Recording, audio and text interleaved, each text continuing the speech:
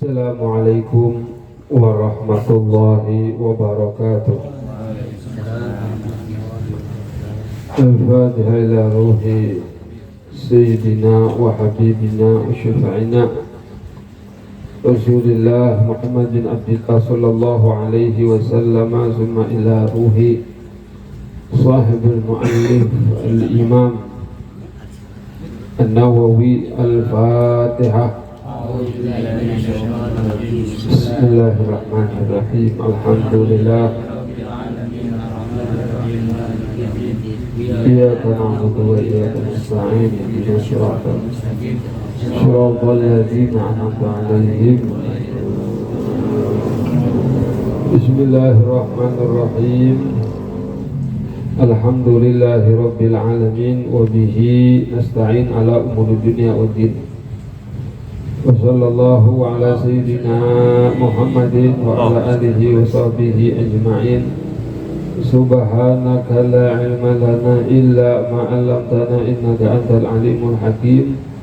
Rabbi shrah li sadri wa yassir li amri wa hlul 'uqdatam min lisani yafqahu qawli wa saddid lisani bi jahin nabi wa ali. Al hadis rabi wa salasun, hadis yang ke-34 dari kitab Arba'in Nawawi.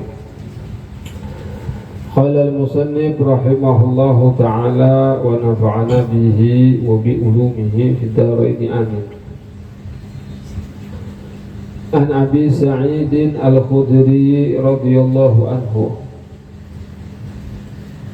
dari sahabat Abu Sa'id Al-Khudri, semoga Allah meridhoinya, qala, beliau berkata, sami'tu Rasulullah sallallahu alaihi wasallam yaqulu, aku mendengar daripada Rasulullah sallallahu alaihi wasallam bersabda, man ra'a minkum munkaran, siapa di antara kalian melihat satu kemungkaran. Di kita nih, kalau melihat satu kemungkaran,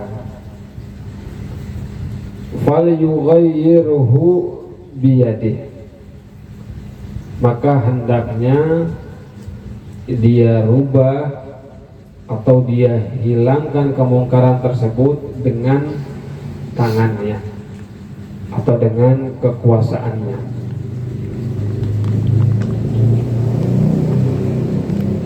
Jadi di sini Nabi kita Muhammad sallallahu alaihi wasallam memberikan petunjuk kepada kita satu cara atau satu jalan yang mana resep bagaimana masyarakatnya bisa jadi benar. Jadi kalau kita bertanya bagaimana sih caranya biar masyarakat ini menjadi benar, biar manusia ini bisa menjadi orang-orang yang soleh, orang-orang yang benar, orang yang baik, gimana resepnya? Maka resepnya harus dijalankan amar ma'ruf nahi munkar. Jadi kalau mau orang itu keadaan menjadi baik, maka amar ma'ruf sama nahi munkar itu harus ditegakkan. Harus dia apa? Harus selalu dikumandangkan tuh amar ma'ruf nahi munkar. Nah kalau amar ma'ruf nahi munkar dua ini udah gak ada, entah itu orangnya pada males atau juga dilarang, ya udah siap-siap, maka manusia atau masyarakat ini bakalan apa? Bakalan hancur, bakalan ngikutin hawa nafsunya dan juga bakalan ngikutin ajakan setan. Ya resep biar masyarakat menjadi baik itu harus apa? Harus menjalankan amar ma'ruf nahi munkar. Itu dari Nabi kayak gitu.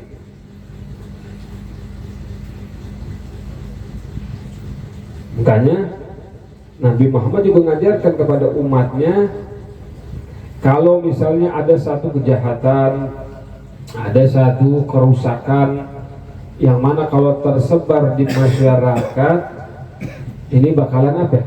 Bakalan membuat masyarakat ini menjadi gak benar, atau masyarakat ini diangkat keberkahannya. Maka kata Nabi suruh dihilangkan.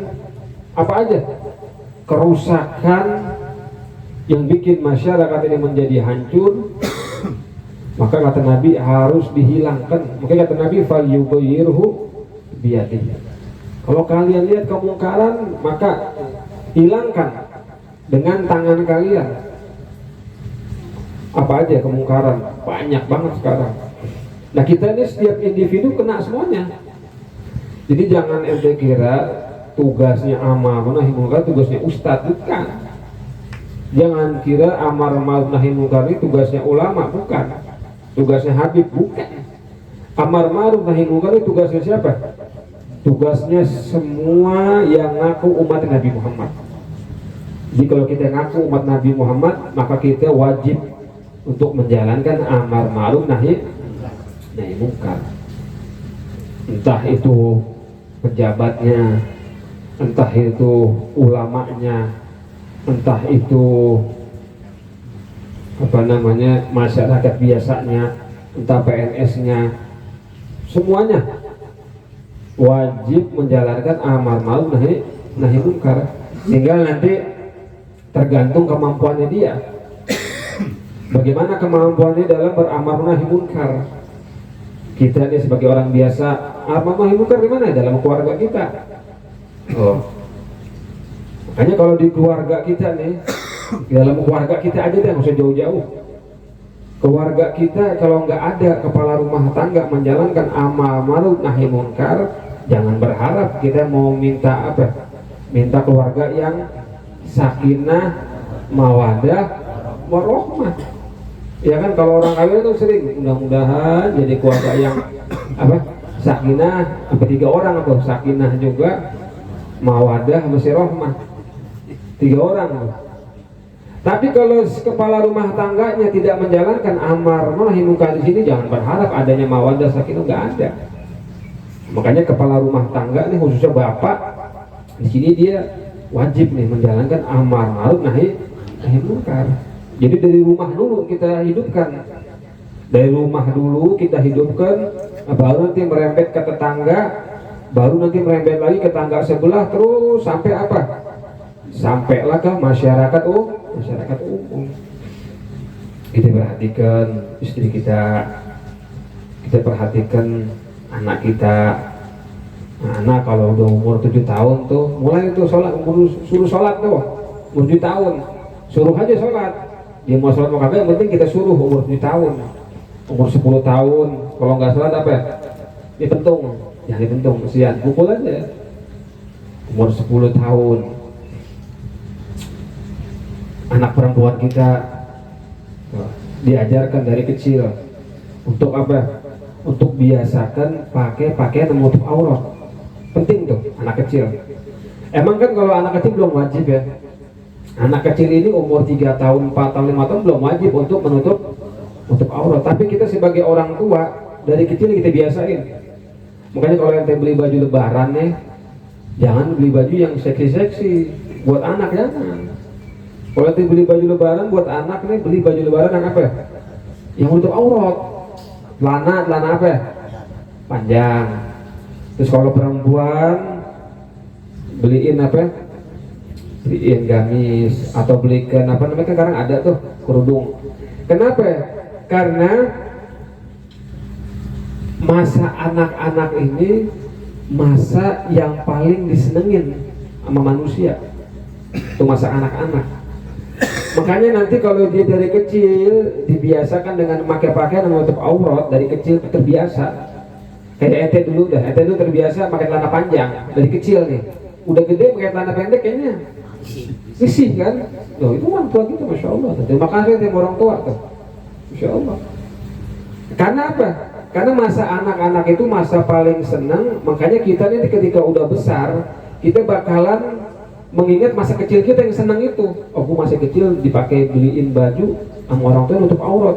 Makanya disuruh nutup aurat gampang gitu. Jadi kalau kita punya anak tuh usahakan pakai celana yang panjang perempuan, walaupun belum wajib. Biar nanti dia ketika besar kita suruh nutup aurat terbiasa, nggak enak gitu dia kalau nggak pakai pakaian nutup aurat tuh nggak enak. Nah itu tugasnya orang tua tuh, tugasnya si bapak, kita ajarkan dari kecil, dan hukum-hukum yang kita ajarkan. Nah itu amar ma'ruf nahi munkar dalam rumah, di situ kita ajarkan.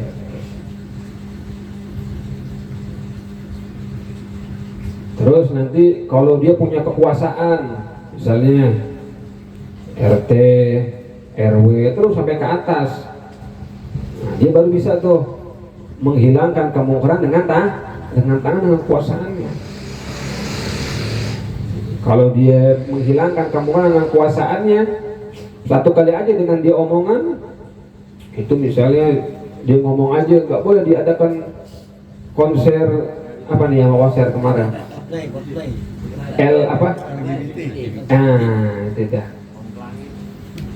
Pejabatnya ngomong nggak boleh, itu dia dapat pahala tuh. Yang mana nggak dapetin pahala, mungkin aulia nggak bisa dapetin pahala kayak dia tuh. Karena dia punya kekuasaan mendapatkan hal yang besar. Dia larang, nggak boleh kemungkaran kayak gitu. Nah itu tugasnya apa? Pejabat yang punya wewenang.